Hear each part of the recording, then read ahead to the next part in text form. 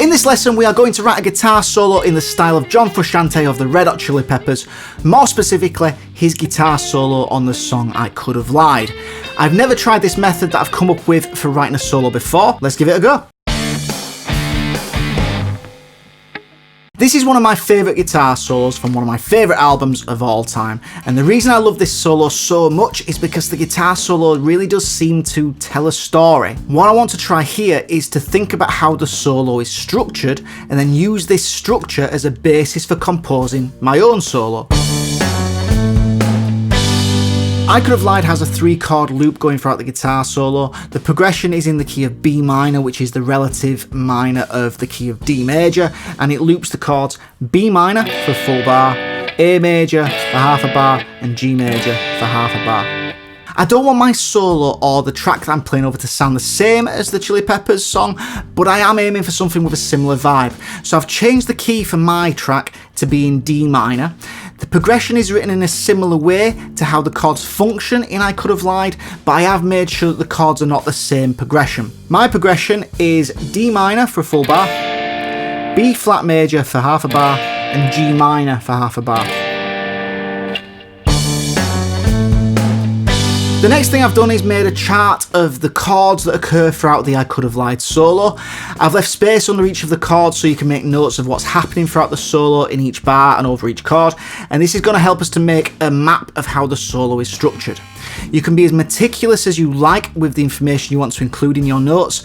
Learn the solo if you like. I'm going to learn it. I'm going to make notes of where the bends are, where the melodies are and the licks are. I'm going to make notes of where the licks and phrases start and finish. I might make notes of the positions they're in and when the positions shift. You might want to make notes of what chord tones the solo hits over the changes. Okay, so I've made my notes. My notes are not greatly in depth, but what I have has definitely given me a structure to follow to outline my story. So now I've got my structure, I can make a list of what I need. So I need some melodies in a few different positions, I need some bending licks in different positions, I need an extended lick or passage that's going to go over a few bars, and I definitely need a big climax bend that's the high point of the solo. So now I've done my prep work and I have a plan, it's time to finally pick up the guitar. I've never written a solo like this before, but when I do write solos, I usually start by jamming anything just for fun to see if I feel inspired by what I'm playing over. So I'm going to start with this, just having a bit of a jam, but I'm not going to get too carried away as I have a structure that I want to follow to write this solo.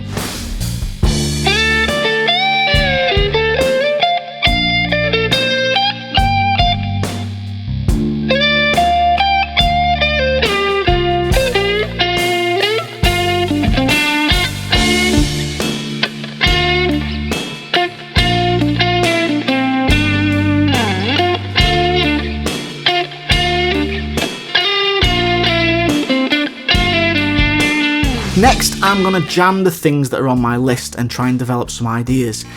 Now, the ideas I jam will end up being adaptable so they can fit the solo better when it comes round to me actually start structuring and piecing the solo together, but it'll mean that I have ideas to start from and to work on for each of the things on my list. The example I'm going to give here is for the extended lick, the longer lick that's going to last a few bars.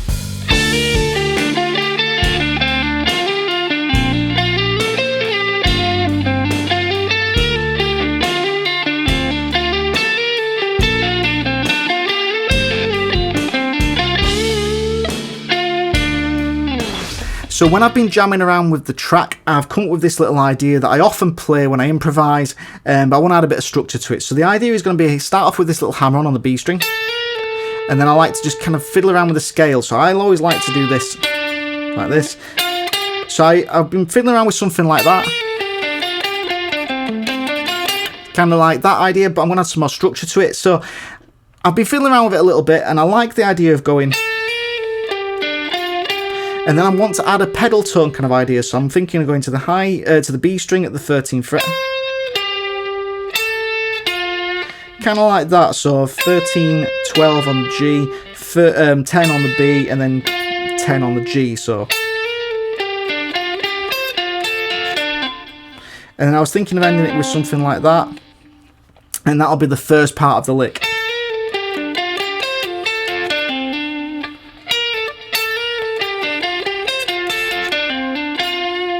and then see where I can take it. So I was thinking of then using the motion I've got going there to start going down and then slide up.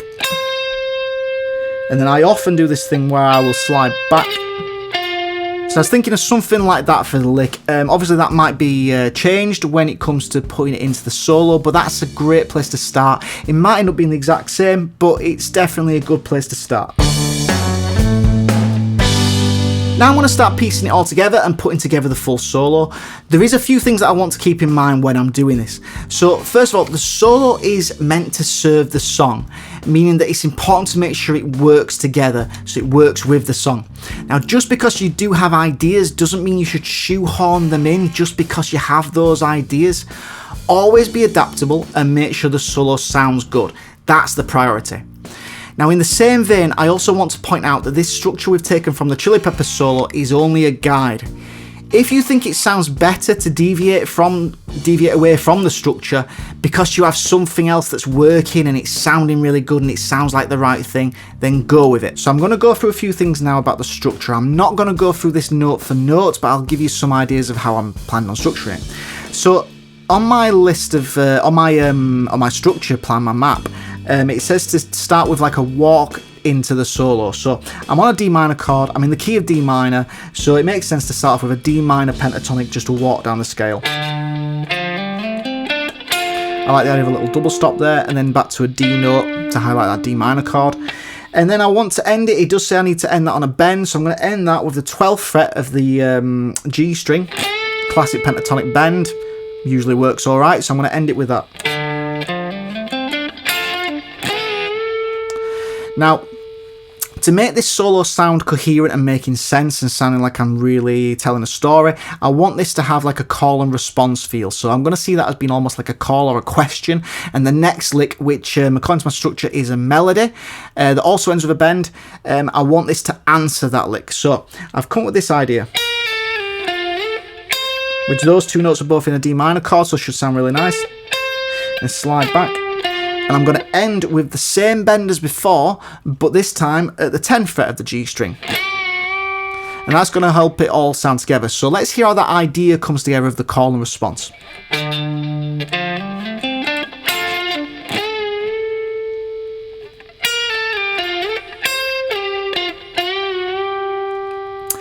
Okay, so now the next part of my solo, the structure says I need to have the extended lick section, which is going to last about 3 or 4 bars. So John Frusciante is quite influenced by Jimi Hendrix, so I wanted to include like a Jimi Hendrix style lick. So I basically got a few ideas for this extended lick, and I'm going to try and just basically piece them all together and see if they all work together. So I've decided I'm going to start off with a Hendrix style lick, and then that's going to lead into a bit of a run. But first, let's just go through this. I don't want it to sound like I'm just going from one lick to the next lick to the next lick and just piecing it together so it doesn't make any coherent sense. So I've decided I want to try and link this bit to the last bit. So the way I've done that is the last part ended on this 10th fret bend up. So I decided to end this and to lead into this next part. I'm going to pick that 10th fret while it's bent again. I'm just going to slowly release the bend. And that's going to lead me into this slide that leads me into this lick. Now, I say I'm not going to go through this note for note, but I want to go through, just show you this because I think it's a really cool idea. Hendrix will often do this thing where he did loads of things, didn't he? But this is a thing that I heard him do a few times, and I like the sound of it, is bend up this 13th fret, the E string, and then you roll your finger over onto the B string while it's bent up, and then you release the 13th fret on the B string. So you almost bend up the high E string and release down on the B string. Really hard to do slow. So the idea is this. And then I'm going into a classic normal pentatonic style bending lick kind of thing.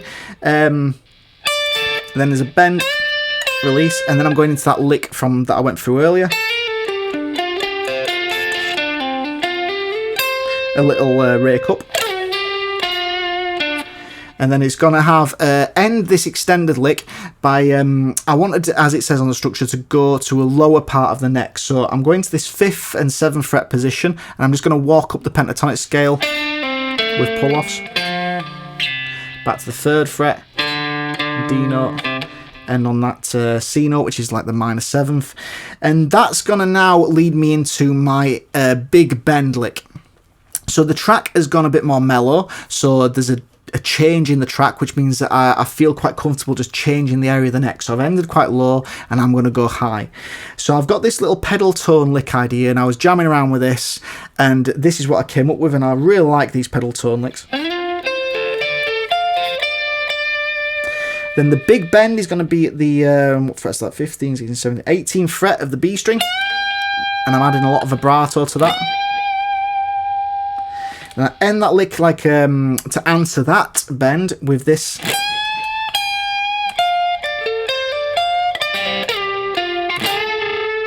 You can't have a John Frusciante solo without having a unison bend, so I'm unison bending there in the pentatonic box again, and that's ended the solo. Onto the part of the process that can really make your solo come to life, and it can be a bit of an overlooked area, and that is dynamics. So I want you to listen to the I Could Have Lied solo again and pay attention to how John changes his dynamics throughout his solo. And when you're practicing your solo, it's time to start adding some dynamic ideas to the solo, which can really take your solo to the next level. Okay, so here is my full solo in its entirety. If you want to write your own solo in this style, you can get the backing track I've made for free by just going to the link in the description box below. If you do write your own solos with it, then please leave links to your solos in the comment section as well, because I'd really like to hear what you've come up with as well.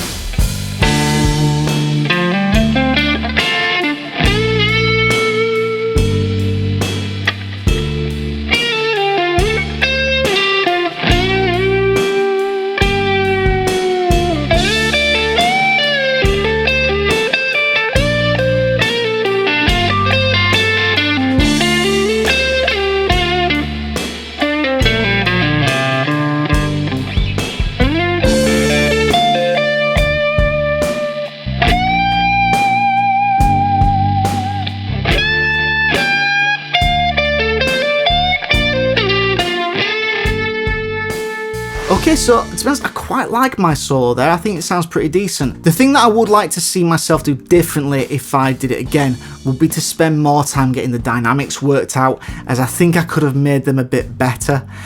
But that's the lesson that I'm taking away from this. Thank you very much for watching this video. I hope it's inspired you to give it a go. Let me know in the comment section if you do like the idea of this series, and let me know if there's any solos that you'd like to see covered in the series. Please like the video and subscribe to the channel. Check out these videos that are on screen now, as I think you might like them. And I'll see you next time.